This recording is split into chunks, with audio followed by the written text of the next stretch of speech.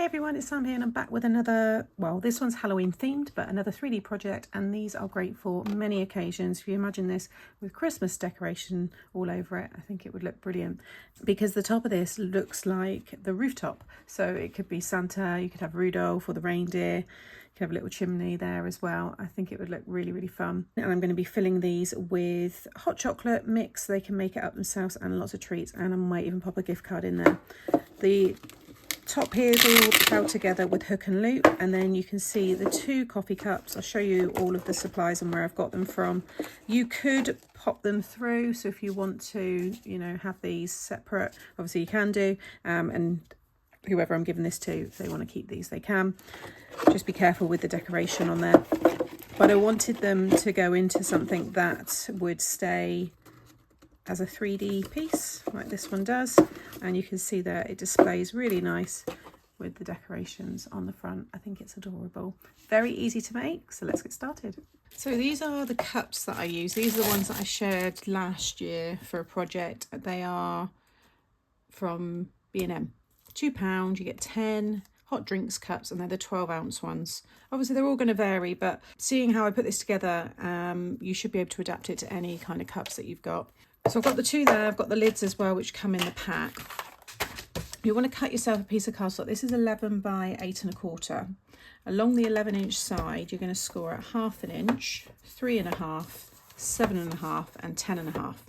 Now, if your cups are bigger, then you may want to change these score lines here. I just worked from the centre point to 5.5 and then just kind of worked out.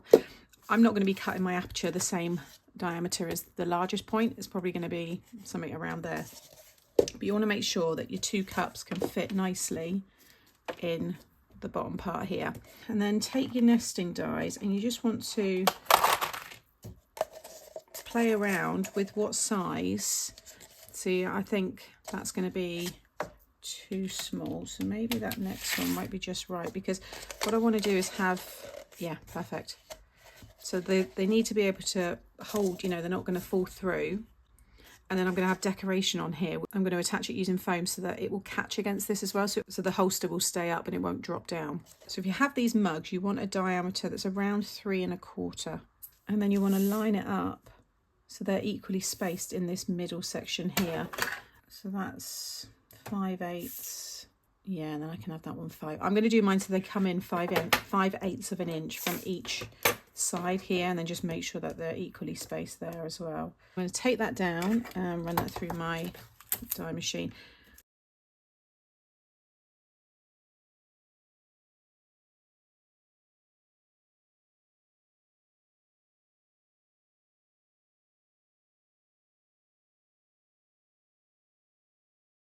Okay, so I've cut the 2 circles out and I've just checked again, they fit perfectly.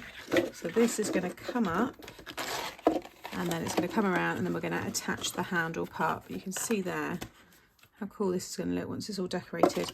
Now, this is probably going to become quite weak. It's a 220, 230 GSM. So what I've done is I've cut myself these 2 rings. So use your original circle and then one that's maybe the next size up, or, you know, the one above that. Doesn't matter if they overlap. You're not going to see this. In fact, I'm probably going to put it, yeah, I'm going to put it on the reverse side, and I'm going to use the construction glue. So any kind of construction glue, Beacon 3-in-1, Kalau, they're really strong solvent based glues, and they're great for 3D projects because when they do set, they're like cement and they just reinforce your cardstock again if you've got any weak areas. So I'm going to stick those 2 over the bottom there, and then I just went and cut these 2 pieces here, which are 3 by 8 1/4.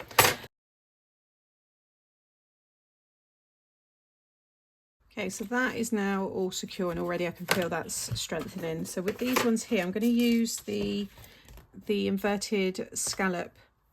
I think the slim line, they do the DL size, but the slim line's even longer. And these make great like handles. And because it's an inverted scallop, it's a nice kind of finish for when you're holding it. You may again want to double up the cardstock if you want it a bit stronger, but I think when these are kind of like together and there's a Velcro in between, that's going to be strong enough. And you can also put a little frame, which I may well do as well, around these. So I think that size will be fine. You've got the bigger one again there. but I think I can get my hand comfortably through that, and this is actually going to be for a child, so their hands are even smaller, so that's going to be fine. So I'm going to cut that one through here. I'm going to just pop these together, because although it may not cut through both, it will leave a really good like embossed outline, and then I can just lay that one back over the other one. So they're all stuck down. I've also added on the end sections here. So you'll want 2 pieces of 2 3/4 by 8, and then I have started to just reinforce the handle there, and what I've used is the same die, and then I've cut myself. You'll want 4 pieces in total because you want to do both sides. These are 6.5 by 1.5. You just want it whatever frame you want. You might want to do yours a bit bigger. So I'll cut this down, and then you just sit that in the middle and just cut them both, and then just layer them on both sides. And already that's really reinforced it, and it's started to straighten it all out again there. Okay, so this is where I am so far. I think it looks adorable. I've used some of my thick kind of rope here, baker's twine, wrap that around the bottom, and then just built up the images there, little bats, sentiment, and then I've made my gift tag. The idea I've got with this is to loop it like so, and then I was going to tie a bow with this twine and then stick it on here, but I want the tails to kind of dangle from the bottom. I think that looks quite nice. Might have it a bit higher up and then trim that. So I'm going to play around with this, stick that down, tidy up, and then I'll show you it again finished.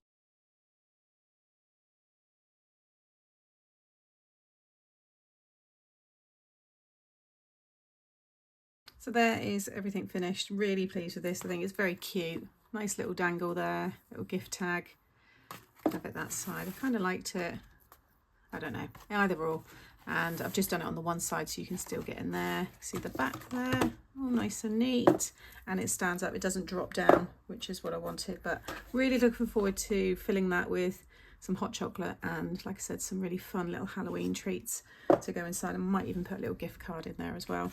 And just to show you the products, because I didn't share them at the start, but you've got the Peanuts ephemera, which is what I've used for a few of them, but I've mainly used, I think, actually the ones from the paper pad, the main big sheets here. So you've got this one. There's still so much, honestly, it's going to last you a long time. And then all of them there, yeah, you can see that lovely image and all the other characters there.